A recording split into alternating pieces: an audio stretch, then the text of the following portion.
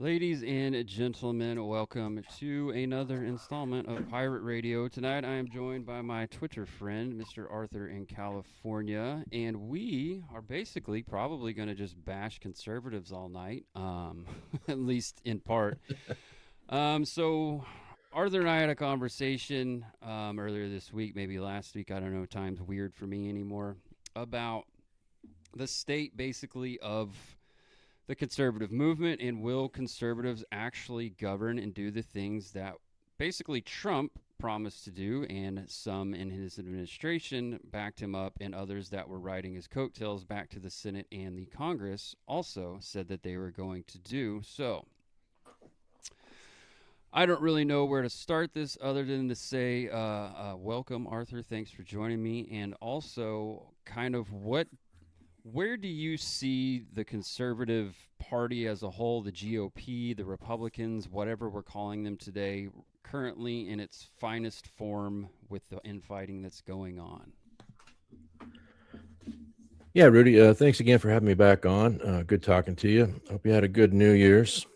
Definitely, as you get older, the New Year's it kind of takes less of an importance, I would say. So this holiday has been kind of just lazy, a couple of days off, and so gave me time to kind of catch up on all the latest within what we like to call, and many call conservative Inc. And to put it bluntly, you could put it as in terms. I wouldn't even call it quite a civil war within the conservative movement because that's just I think that's a bit too trite to label it that. But it's definitely there's a growing schism between Con Inc., your professional establishment conservative class, and the America First class, or just your ones people who waking up and looking at what have they conserved, what has the establishment conservative movement done for us over the last few decades. And this just seems to be just a more, I'd say, out in the open, more revealing picture of how it's worked for quite some time. Because you can go back and see that this process of shutting down the voices that are not in the quote unquote approved circles has been going on for a long time. I mean, you get the best example I would say outside of Trump, MAGA, and whatnot would be the Tea Party movement of over 15 years ago. The Tea Party came up. It started out as a true grassroots people who had important issues that were being raised, and you saw how they were treated. You saw how if anything was just enough to be a shiny object that they could point at, or even amplify, the Con Inc. was doing that, talking how it was an unserious movement or how this is not how we need to do things, decorum wise or whatnot. And anytime the left would jump on something or make accusations, I think one of the most famous ones would be when they were marching in to vote on Obamacare, the Affordable Care Act. You remember the accusation that they were calling us racist names and spitting on us, and it was just like Right. back in the civil rights movement. And there was no video of it, there was no recordings, there was no actual physical real evidence of it.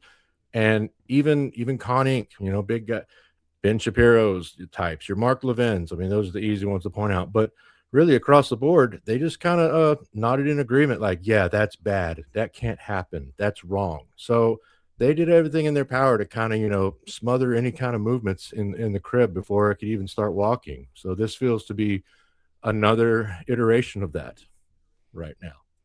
Yeah. Yeah, I agree with that. What are the um you mentioned the Tea Party, which I was at the San Antonio out in front of the Alamo Tea Party, physical Tea Party, in which I got to watch Ted Nugent play the Star Spangled Banner in front of the Alamo. Um, and I think Glenn Beck was a speaker that day as well. If I remember correctly, I think Ted Cruz is technically a Tea Party guy. Senator Ted Cruz from Texas.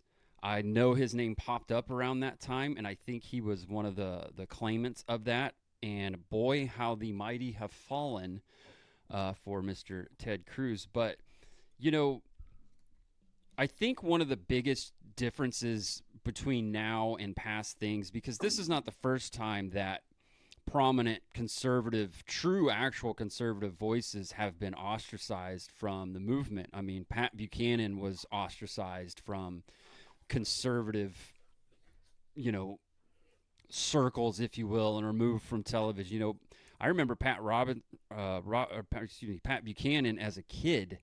I knew the name of Pat Buchanan, and I think Crossfire on CNN he was always on there, maybe hosted it. I don't really remember. I was pretty young at the time, but I knew who Pat Buchanan was. I didn't really know what he was saying at the time. A little heady for a 10-year-old, but at least for this 10-year-old. But he was ostracized from conservative circles. Even Barry Goldwater was ostracized from conservative circles. And I think the difference now is that we can go seek those folks out. Whereas if you were to take, you know, when you remove Pat Buchanan from polite society as it was, unless he wrote a book and published it, you really couldn't go find out about Pat Buchanan, what he was doing, what he was talking about, because once you're off television, that was it. And Heritage isn't going to promote your work anymore. And, you know, conservative newspapers and outlets are just going to stop running your stuff. And that's assuming you could even get the newspapers where he was doing it. So one of the things that's really eye-opening to me, and I know I said this, you know, before we actually went live, that, you know, it feels like it's really weird to me that a guy like Ben Shapiro, who made his bones on the interwebs, is going full-blown like neocon, I'm going to just try to ice you out. It's unbelievable to me that he thought that could work. A guy who made his bones by being, quote, in alternative media, if you will, and through those alternate sources, somehow thought he could just kind of overpower, I guess, a Tucker Carlson or something like that.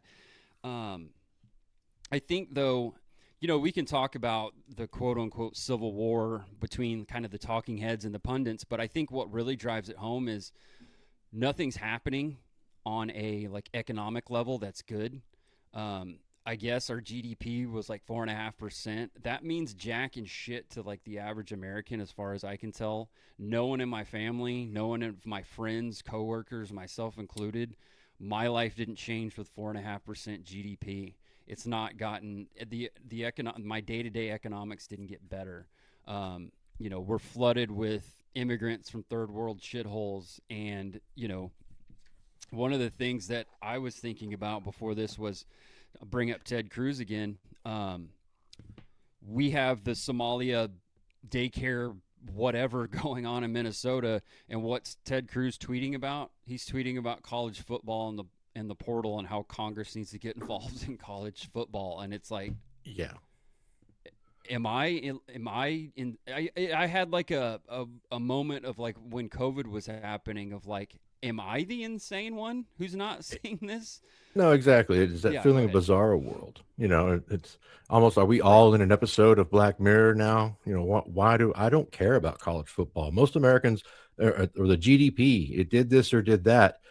To go back to your point real quick before I put a pin in it, before I forget, when you were discussing about Pat Buchanan, you know, being quote unquote canceled, the technology we have now, as you pointed out with Ben Shapiro and his rise through there, it's that double-edged sword. You know, it's caused a lot of societal ills, but at the same time, it's opened a lot of eyes. And I thought this showed it nothing better than when Mark Levin, that you've seen that video clip, I'm sure, and it got posted all over the place. He was speaking at one of the Con Inc. or whatever little parties they have, and how he said he was proud how we canceled Pat Buchanan, we canceled Sam Francis, we canceled Joe Sobran. And I even made a post on it at the time, essentially going, all right, you know, you right-wing anonymous accounts, Mark Levin just gave you a perfect, you know, reading list. You know, he's gave you your homework. Go look up Pat Buchanan, Sam Francis, and Joe Sobran. Thanks a lot, Mark, because with technology now, with the internet, as you say, back in the day, if they weren't on TV, if they weren't writing books, you couldn't go to the archives and read their old essays. You couldn't go and just search up and just be able to pull it up within microseconds their entire bodies of work. And now you can. And that doesn't mean that you have to agree with every single thing that they said. You don't have to walk in lockstep if it's some sort of a cult and they have to Right. apply all tenets that they put out as guiding your life. But the things they were saying back then, those predictions, most of them are coming true. You can go and look at what was it, Death of the West by Pat Buchanan. Wasn't that over 20 years ago he wrote that? And excerpt after excerpt of him predicting stuff. Sadly, the only thing he was really getting wrong is how quickly it actually would happen with the demographics and with the societal problems that we have and what has been brought upon us. And yet it's all out there. I mean, we had greater minds talking about this back in the day, and they're really trying to clamp down on anybody, especially of the younger generations, looking to those voices, looking to the things that they said and applying them to now, going, well, your direction hasn't worked. What have you conserved? The only thing you've conserved is your paycheck and your lofty position and status within this, false movement that you've proclaimed as sacrosanct.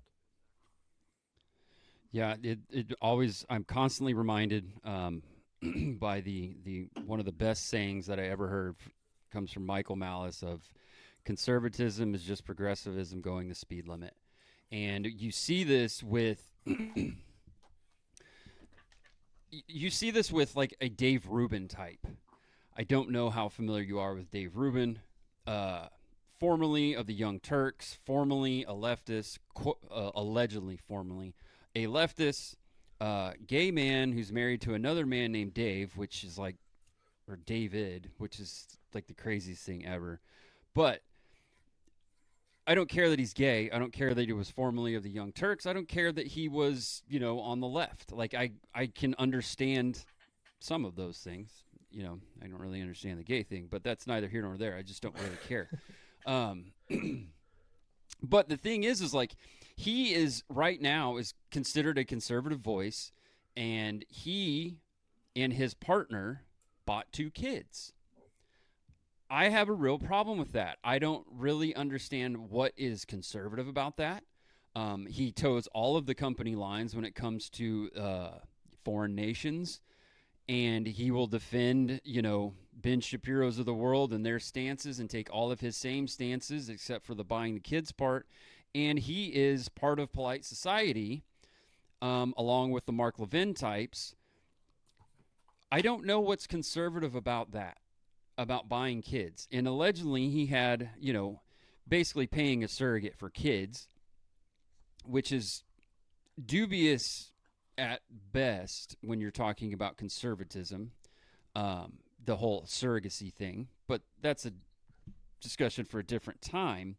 But allegedly, with the surrogate, you have to have a contract for this whole surrogacy thing. And allegedly, there was a abortion stipulation attached to the child, and it was not in regards to the life or death of the mother or her life or anything like that, or the surrogate. I guess I have to call her. I guess I can't call her the mother. I have to call her the surrogate because that's what she's been labeled. Because it's a business transaction, mind you, where he bought 2 fucking kids. So this guy is part of Con Inc., as we're going to call it, or as it's been dubbed. And it's like, so I'm being told that I, by proxy, am some sort of homicidal anti-Semite or genocidal anti-Semite who is a Hamas apologist because I listened to Tucker Carlson, which, to your point, whether it's Pat Buchanan, whether it's Tucker Carlson, Candace Owens, insert person here, if you agree with every single thing they say, that's a problem. I'll include myself. If someone listens to me and they agree with every single thing I say, that you need to take a look in your own mirror. But all of a sudden, I'm a horrible human being because I listened to that, or even a Pat Buchanan type where, you and I are terrible human beings and non-conservatives or whatever because Pat Buchanan dared to challenge the Israel subject and topic in a light that was not approved of by the neoconservatives at the time, the former Trotskyites known as neoconservatives.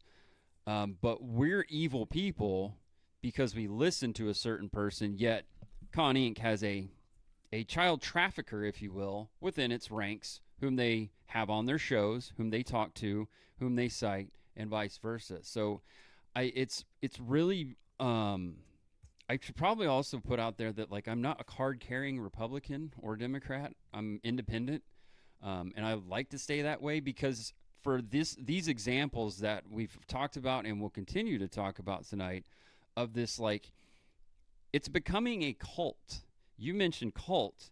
I think you mentioned cult, or maybe I thought it while you're talking it, but it's the you're allowed to think here. It's the 3x5 index card of opinion or topics. And if you get outside of it at all, you're some sort of heretic and you need to be like cast out or shouted down or thrown out or put in jail or deported or something like that. And here we are with this like wasn't the idea and wasn't what Trump did to get reelected this like big tent movement where you had all of these people from all of these different walks of life, like the idea that like a George W. Bush or even a Ronald Reagan would have had a national security person that was literally ran against him on the Democrat side for president and was like a darling of the Democrat Party. Even the great communicator, had he brought in one person like that, it would have been like insane to think about. But Trump brings in two of them between RFK Jr. and Tulsi Gabbard, among others. And now all of a sudden it's like some damn purity test of get in line, believe this little thing, and if you question anything just outside of it, you're a horribly bigoted, racist, genocidal maniac who wants to just kill all the Jews. Well, Crazy. you perfectly said it just a second ago, and I believe I said something about that cult like mentality, because Yeah. we don't all, or at least myself, my pathway on this, I could easily go back 10, 15 years ago, and if you'd talked to me then, I would be your normie con, conservative Inc. style Republican conservative. But we all have our path to take. And, many things Mark Levin said back in the day, I can still agree with. There's things that Ben Shapiro has said that I can agree with. But then when you get down to the nuts and bolts, when they are utilizing, as we talked offline in the chat about, when you're exhibiting the same characteristics of Ibram X. Kendi of, if you're not being anti-racist, you're basically racist. So, if you're not in total lockstep with whatever foreign policy pet project they have, then you're totally against it. It goes back to you're trying to get us to like that Dave Rubin personality. I don't listen to him. I haven't followed him. I know some of the tenets that some of the basics that you brought up about how I guess he was on the left, but you're trying to tell me that this, married sodomite who bought children is now supposed to be some sort of moral authority within the conservative movement. I'm supposed to listen to him and just ignore everything else that goes totally against my values. But he's okay and he's fully accepted. Yet, figures such as Tucker Carlson and the others, I can't agree with, 4 out of 10 things they say, because if I do that, then I agree with every single thing they've said their entire lives. And it's in lockstep, just like a cult. Exactly. There's even things that, some Democrats have said that I can agree with to a certain point, but I'm certainly not a Democrat or a progressive. And I certainly, can't say that they have the answers to everything, but I'm willing to listen to it all, because within all this stuff, we should be open-mindedly skeptical and at least willing to listen to ideas. Because if you're going to just close it out like this, then it's a cult. That's all it is then. Yeah, it's funny. I'm right there with you where I've listened to Mark Levin in the past and Ben Shapiro. I the funny thing about it is, or just I guess to add to the hypocrisy is, I've never read Mein Kampf. I don't think I should probably own a copy of Mein Kampf. I've got a German Mauser with enough Nazi markings on it, to get me probably convicted in the right court. But who has read Mein Kampf, according to him, is Ben Shapiro.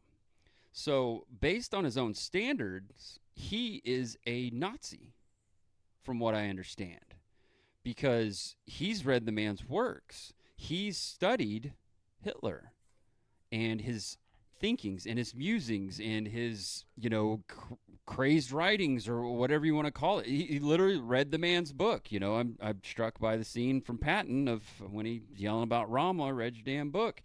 Like, so if we're going to take him by his own metric, if you will, then Ben Shapiro is way more a Nazi than like myself or anyone else who's never read Mein Kampf. So that's funny. And I'm struck by constantly.